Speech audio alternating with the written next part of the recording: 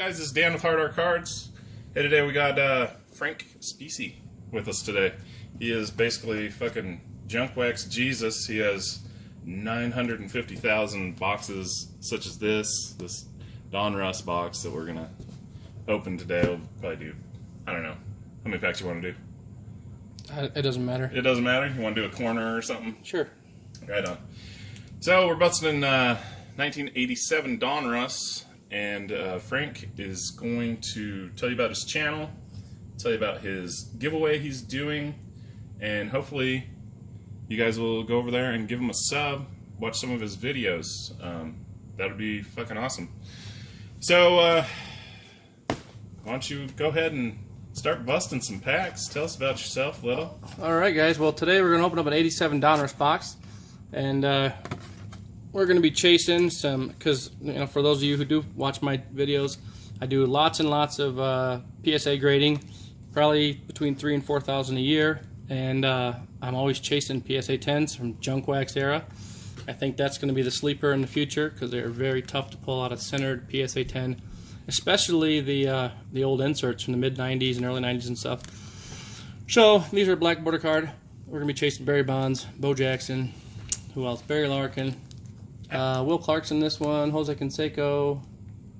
How hard is it to get a 10 in 1987?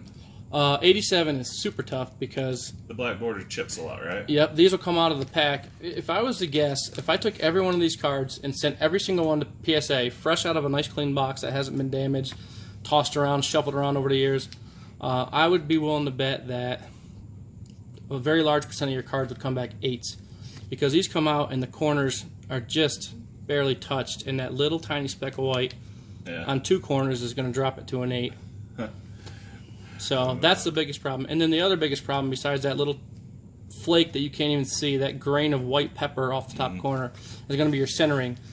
PSA won't grade a card that's 60-40 a 10. They're going to grade it a 9, even if the rest of the card is gem mint. Yeah, it automatically drops you if it's. Yep. So the odds of pulling out the odds of pulling out a bunch of 50-50 centered all the way around are even harder than anything else. I mean, that's the centering is fucking atrocious. Yep. On these 80s cards. So, oh yeah, everything. Yep. You've seen those on my videos on that, and it's just they're usually awful. Yep. It's rare. Okay.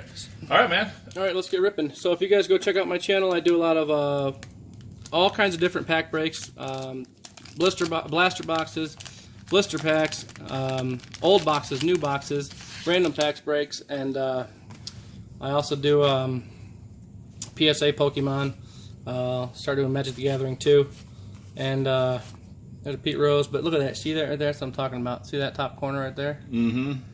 Yep. I already got a ding on the right on one of my studs that I would probably get graded if it was centered perfectly. But that's what you deal with when you open up vintage. There's another Hall of Famer, Don Sutton. That one looks a lot better, but I probably wouldn't get Don Sutton. But if you look right here, that bottom right corner, it looks really good, but that's enough to keep it from getting a gem mint 10. And it's almost, you barely can't even see it, basically. So.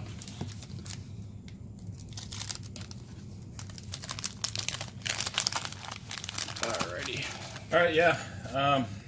Shit. So on your channel, you have like fucking 4 storage units worth of cards, like unopened, fucking awesome cards. You're basically a hoarder for baseball cards, right? Started off a collector, then it turned into a business, and then it turned into an obsession. Oh, jeez, I can't even imagine. I mean, we're sitting at a desk.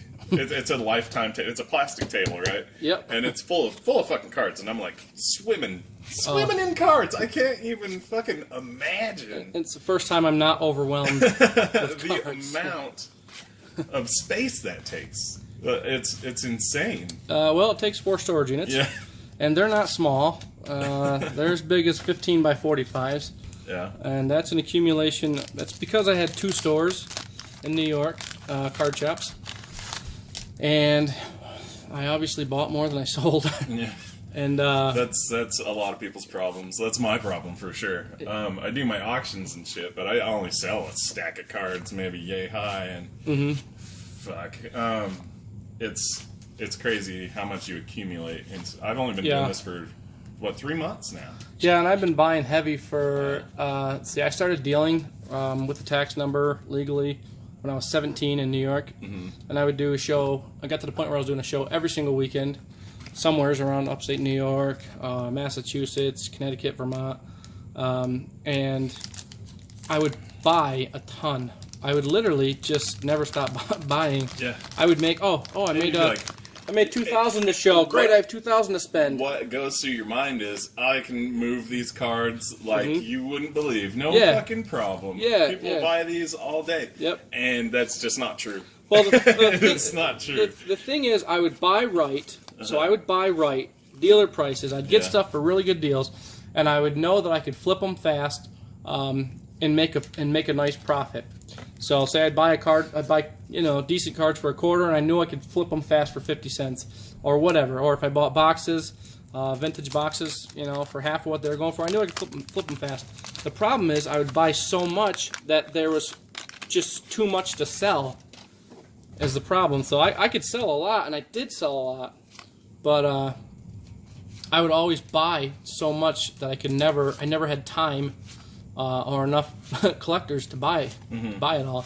So I would literally usually buy 10 times more than a normal person would buy. Then you would actually be able to sell. Or even fucking need at all. Yeah, I would literally buy probably 10 times more than a normal person could sell. A normal dealer who was an active seller who sold a lot, I would buy just like 10 times more than they could ever sell in a regular show, weekend, month, whatever. So everything accumulated, and so now I just have so much stuff. So if there's anybody with super deep pockets out there, hey, there's Bo Jackson. Oh, fuck yeah. Slightly off-centered top to bottom. You can see the border on the bottom here. I put that, and the border on top is quite a bit bigger. So that's not going to get a Gem Mint 10 because of that. And it's got a big spooge mark or something right there. That is on the card. Strange. Yeah. It's on the card? Yeah, it's like some sort of substance on the fucking card? Yeah, literally somebody pulled a bow and got excited and then put it in the pack. Yeah, that's literally something on the card. And it figures it's got to be on the best card in the... As far as I'm concerned, that's one of the best ones in there because people want to buy... Top three. They want to buy Bo more than they want to buy Barry's rookie, that's for sure. Yeah. So... I do have... He sent me this. My friend Levi sent me this Barry 8. It's pretty cool. Fan mail right there. Hey, Levi. Fan mail. That's fan mail. That's better that was than the Christmas presents. First piece of fan mail I ever got. Christmas. I was almost jizzed in my pants. Yeah, it's better than Christmas presents from your girlfriend on your first Christmas because you know it's going to be special the first Christmas. Fan mail's better than that. So that's. I was so fucking excited. I ran to my wife and I was like, "Look at this! Look at this! Somebody sent me something! Holy shit, Barry! Hey, you got it! That looks pretty good. Yeah, got a little touch of white on that corner right there. If I can get it on there. This bottom left corner, slight touch of white. Not going to get a 10 because of that. Centering's off top to bottom. To the bottom's pretty small, just like the bow. Do you know what that is? I'd probably get an 8. That is an auction card right there. There that's something I would sell in my auctions. Like pack fresh though, guys. Yeah. I mean, it's really not in bad condition. I mean, I'm super OCD and stickler. Like I'm PSA 10 Frank. Okay, like I want these cards to be PSA 10s. If they're not a 10, then I'm not happy. But that's because OCD Frank. This is actually packed fresh, and it's a great looking card for a collector for sure. It's like for me, if I pulled this card, I have one of these, and it's about in the same condition. It might be just a smidge more centered, but like it's definitely not a 10. So for me to pull this, like somebody like me, a novice fucking collector, I would be extremely happy with this. Like fucking extremely happy, just because. It's Frank Thomas rookie card, I just pulled one of the best cards from my fucking childhood, Yep. So somebody like you, it's PSA 10 or bust. I mean, of everything. Shit, I can't imagine how stressful that is. Like you watch somebody, if you watch just your beginner or amateur collector ripping a box of 87, which they're gonna be like, whoa, 32 years old, and they pulled the best rookie card out of it, Barry Bonds, they're gonna be pretty darn stoked. Yeah. I don't get super excited about things anymore. And I mean, if that card came out and I said, "Wow, that's got a great shot at a 10," yeah, then I'd be pretty stoked excited. because then I know it's yeah, $100+ card than a 10. Hojo, Dan's most hated guy, and I had to send him some messages and say, "Hey, this was one of my favorite guys." Like, don't talk shit on Howard Johnson. He's a great baseball player. Fuck Howard Johnson. I'm gonna send you the pictures of me and Howard from 3 different signings I went to. One time I was at a place called Recovery Room, and they would get New York's old sports athletes. They'd come in and do a signing on Saturday, and Hojo was one of the first guys. And I was in the bathroom, and I'm a diehard Mets fan, straight from '86. They are doing super fucking awesome. They're right fighting now. for the wild card right now. Yeah, they're doing great. Those They got to play this stinking national. Oh my gosh, McNeil and Alonso are killing, and Dominic Young. They're freaking killing it. But they're playing the Nationals right now, and that's going to be the make or break it for this. It's going to tell you basically how the rest of the season is going to unfold for them. And the Nationals have good young players too, but the Mets are hot. Yeah, hot. They're on their way, and that's cool because a lot of times they start off really hot and then they cool down. That's good. Now they're hot and they're staying hot. Are they starting hot off at the end of the season is amazing. Look what it did for the Rockies. Yeah. Remember when they went to the World Series and finally lost to the fucking Red Sox? That was Carlos Gonzalez, wasn't it? Yeah. Like, where did he go? Holiday. I don't think Gonzalez plays right Carlos now. Gonzalez, is he out of baseball? Because he was their big stud, and then all of a sudden he's gone. He is somewhere. I don't know if he's on an everyday roster. I've been meaning to look him up on Baseball Dash Reference. But yeah, I wish the Rockies could get some fucking pitching because they have great offense. They're just the Rockies. Pitching's god awful. I'm going back in next month to watch them play the Mets. Yeah, I went and watched them play the Dodgers a couple weeks ago. And weekend game is pretty cool. I like Coors Field. Yeah, Coors Field's beautiful. I went for a 3-day home stretch for my birthday. Who's on the 87? Is it Clemente? Clemente, yep. Clemente is the puzzle? Yep. Right on. Yeah, I went in May for my birthday, and the first day it was 50 degrees. Yeah. And then the next day it got rained out, and then the third game it was 39 degrees and snowed, but they actually played. And it was actually ended up being like a home run fest. Yeah. So that was pretty cool. That's awesome. Yep. All right, well, you're going to do a giveaway on your channel, right? Yep, we're going to do a giveaway. So you're going to have to subscribe to Frank Spicci. I'll have his link down in the description. And what you're giving away this? Yeah, why not? Right here. Okay, well, he's giving away basically the best card in very good shape from fucking 1989.